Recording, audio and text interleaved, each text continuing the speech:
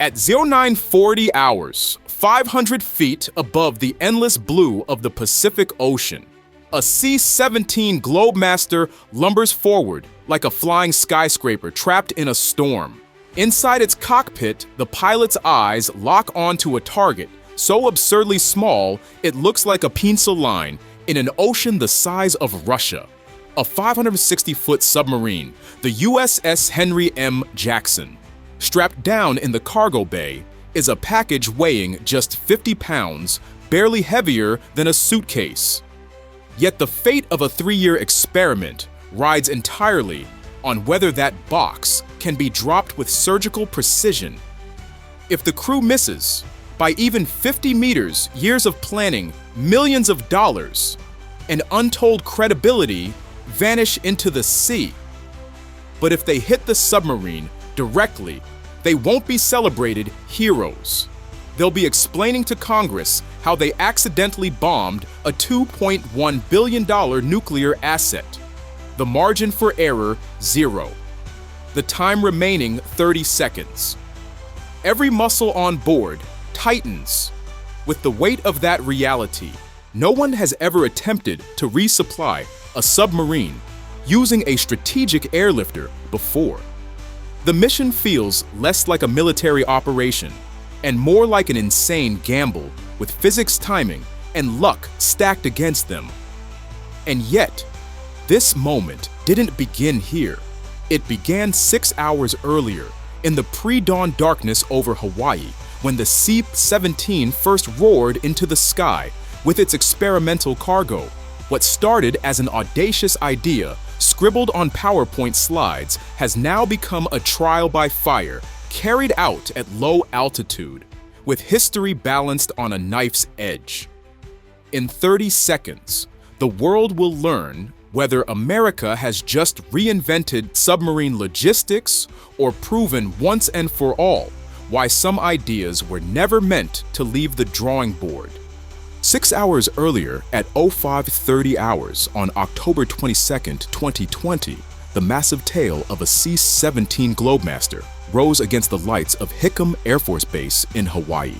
4 Pratt & Whitney PW200 turbofan engines thundered awake, each one the size of a small car, producing more than 40,000 pounds of thrust apiece. Together, they pushed 41. The assignment, at least on paper, looked straightforward. Fly 800 miles northwest rendezvous with the USS Hen deliver a PA. Henry is one of A. This test was something different, something bold. The idea was deceptively simple. If an aircraft could locate and deliver even small amounts of cargo directly to a submarine at sea, then the very nature of submarine warfare would change. A boat that once had to plan patrols. The C-17, however, was never designed for such a mission. Built to deliver tanks onto runways, not packages onto submarines, it was the wrong tool, pressed into an impossible. The first obstacle wasn't dropping the package, it was finding the submarine in the first place. The USS Henry M. Jackson had been submerged for nearly 6 hours, drifting silently in the Pacific while maintaining strict radio silence. Submarines are built to vanish, to erase their presence from the surface of the sea. Hunting for one, even with modern technology, is like chasing a shadow across a void. The crew of the C-17 had a last known position. At midnight, the submarine had transmitted its coordinates before diving. But 6 hours of ocean currents can turn precision into chaos. By 0730 hours, the Henry M. Jackson could be anywhere within a 50 square mile box, a patch of water larger than some countries. In theory, GPS gave the aircraft's crew their own position with pinpoint accuracy down to 30 feet. In practice, that precision was meaningless if the target had wandered unpredictably. The Pacific offered no landmarks, no highways of reference. Flying over open ocean strips away every comfort of continental navigation. No visual cues, no ground beacons, only endless blue stretching to the horizon. At 100 miles from Hawaii, or 1,000, the view looked exactly the same. The C-17 carried the ANDAPS-133 Maritime Search Radar, a system capable of painting contacts up to 250 nautical miles away. But radar doesn't hand over answers, it hands over questions. Blips appeared like digital raindrops across the operator's screen waves, floating debris pods of marine life, or perhaps the submarine itself. Distinguishing a steel hull from the chaos of the sea was less science and more art. It demanded years of experience, a trained eye able to recognize the subtle consistency of a solid object beneath the noise. For every minute they searched, fuel ticked away, tension climbed, and the box of experimental cargo sat quietly in the bay, waiting for an answer to whether this mission was genius or madness. At 0730 hours, after nearly 2 hours of combing an ocean that looked no different in every direction, the silence finally broke. For just 1.3 seconds, a burst transmission from beneath the waves reached the C-17's communications suite. It was the first sound from the USS Henry M. Jackson since she submerged. No voice, no pleasantries, just a stream of encrypted numbers, coordinates. And they weren't where anyone expected. The submarine had drifted 4.2 nautical miles northeast of her planned station. In human terms, that distance is nothing. In operational terms, it was enough to blow their entire search plan apart. The currents had nudged the submarine like an invisible hand, proving once again that the Pacific Ocean always writes its own rules. Inside the cockpit, the navigator recalculated bearings. The radar operator adjusted his search pattern. What had been a methodical grid now became a race against uncertainty. Every mile the submarine drifted meant more guesswork, more pressure. The frustrating part, the drift wasn't a mistake, it was deliberate. Ballistic missile submarines rarely stay put. They shift unpredictably to prevent anyone from plotting their movements, avoiding the predictable patterns that adversaries could exploit. Great for secrecy, terrible for anyone trying to find them with a lumbering cargo plane. The crew of the C-17 knew the message was both a gift and a curse, proof that the submarine was still out there, but also a reminder that she would never sit still and wait. If this experiment was going to succeed, they would have to chase a ghost and catch it. At 09:15 hours after what felt like an eternity of empty ocean, the radar operator finally saw it. A faint, intermittent blip pulsed across his screen, weak and barely distinguishable from sea clutter. For several sweeps, it vanished swallowed by waves. Then it reappeared, steady, solid, unmistakable. It wasn't driftwood. It wasn't debris. It was steel. The USS Henry M. Jackson had surfaced, breaking through the Pacific swells like a dark phantom. At 560 feet long, the submarine was a leviathan in human terms. Yet from 500 feet above the ocean, she looked no bigger than a line of ink drawn across water. She was their target and their opportunity. The pilot banked the C-17 toward the contact. Immediately, the aircraft reminded him why the flight manual discouraged low-altitude operations over water. At 500 feet, the giant transport stopped behaving like a plane and started wallowing like a 412,000-pound whale with wings. Every control input felt sluggish, unpredictable. Ground effect pushed cushions of compressed air beneath the wings, bouncing the aircraft unexpectedly. 1 second, sinking too fast, the next, ballooning skyward, as if the ocean itself had shoved back. Below, the submarine's crew fought their own battle. Holding a submarine steady on the surface was anything but simple. Ballast tanks had to be constantly adjusted to keep trim level as swells lifted and dropped the hull. Too much propulsion risked creating a wake visible to satellites. Too little, and the vessel would drift off station before the drop. Then came the RIB rigid inflatable boat, launched from the submarine's deck. 7 meters long, manned by 4 sailors, it danced over the waves like a toy boat beside giants. Its mission position itself, near the submarine, ready to race for the package once it hit the water.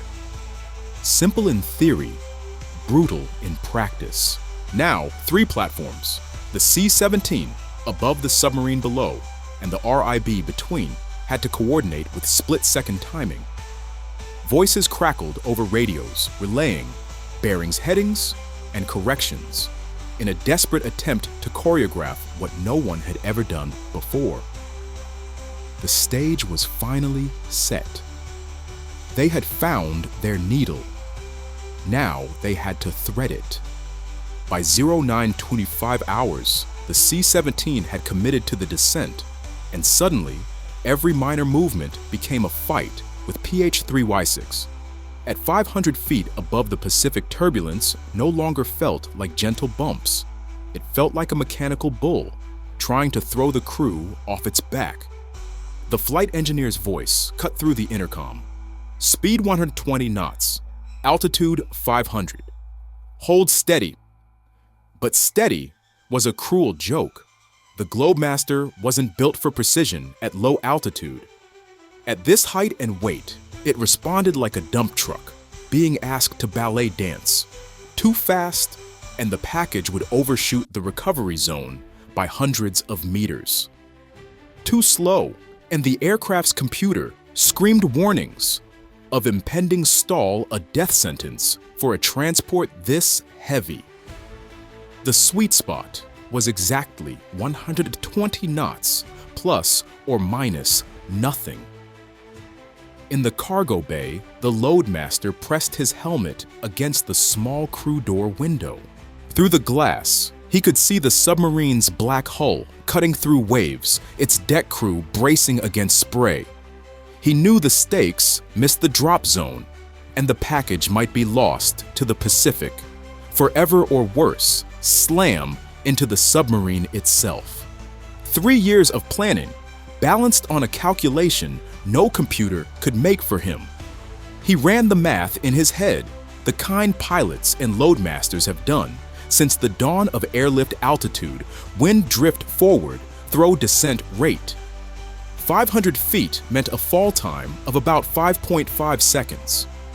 In that span, the submarine would drift forward, roughly 15 meters. Wind would push the package east by 20 more. The aircraft's own momentum would carry it over 300 meters ahead before release. This was seat-of-the-pants physics, a mental puzzle no simulator could prepare him for.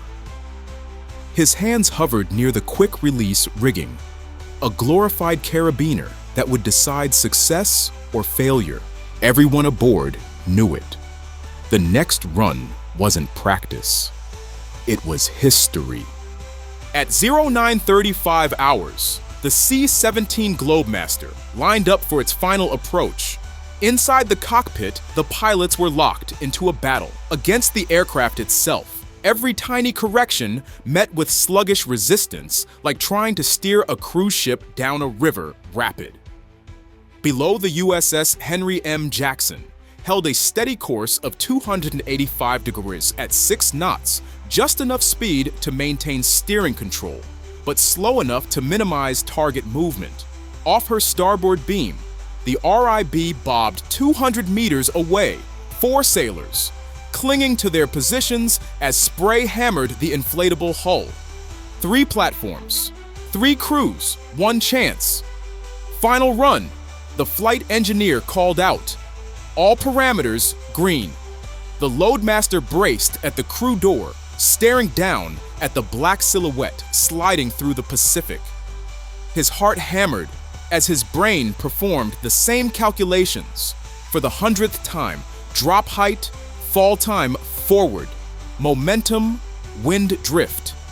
He counted in his head 5.57 seconds. That was all the package would have before it hit the water. If he released a fraction early, it would overshoot. A fraction late, and it would vanish behind the submarine. The pilot's knuckles whitened on the throttles. Airspeed 120 knots, no more, no less. Altitude 500 feet, wobbling with every swell-induced updraft. The flight engineer barked corrections. Altitude -10, speed +2. Correct, correct. On the submarine's deck, sailors stared skyward at the massive aircraft lumbering above them, close enough to feel the thunder of its engines vibrate through steel.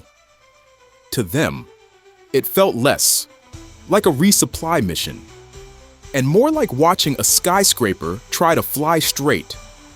"Stand by," the loadmaster muttered. His hand gripped the quick-release latch. 3, 2, 1. The package shot free, tumbling into the slipstream with all the grace of a cinder block. For a moment, it seemed suspended in the air, caught between gravity and momentum. Then it dropped, slicing toward the ocean, while wind and physics conspired to push it off course. Every eye strained to follow its path. In less than 6 seconds, the United States military would know whether it had invented a new way to sustain its most elusive war machines, or a cautionary tale about why nobody had dared try this before. The package struck the water with a sharp splash, landing roughly 150 meters ahead of the submarine and about 1,000 meters to starboard. Not perfect, not precise, but not a disaster either. Within seconds, the flotation collar deployed, inflating around the container like an orange halo. The box bobbed on the surface, rocking in the swells, suddenly transformed from anonymous cargo into the most important pool toy on Earth.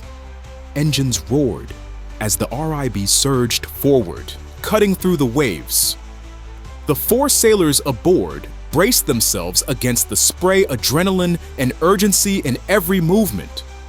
In minutes, they closed the distance, secured the package, and hauled it aboard. Against all odds, recovery was successful. Inside the C-17, the tension evaporated in a rush of breath. For 3 years, this idea had lived only in briefings, in PowerPoint slides, in simulations that never quite matched reality. Now it had been proven in the harshest classroom possible, the Pacific Ocean. The implications were profound. Submarines are the most survivable leg of America's nuclear triad, but their endurance has always had limits. Crew fatigue, food parts, medicine. The ability to deliver supplies from the air without forcing a submarine into port or relying on vulnerable surface ships meant those limits just shifted. Boats could remain on patrol longer, deeper into contested waters with fewer chances of exposure. And this wasn't just about logistics. It was about strategy. A resupply capability meant ballistic missile submarines could become even more unpredictable, their patrol patterns even harder to track. For adversaries, the challenge of hunting them, a task already bordering on impossible, just multiplied. For the US Navy, it meant a stronger, more resilient deterrent. As the C-17 climbed away from the scene, the crew knew they had done more than drop a box into the ocean. They had nudged the future of submarine warfare into uncharted waters. The mission had begun as a gamble, half genius, half madness. It ended as proof that sometimes the impossible isn't just worth attempting. Sometimes it works. The most survivable leg of America's nuclear triad had just become even more capable.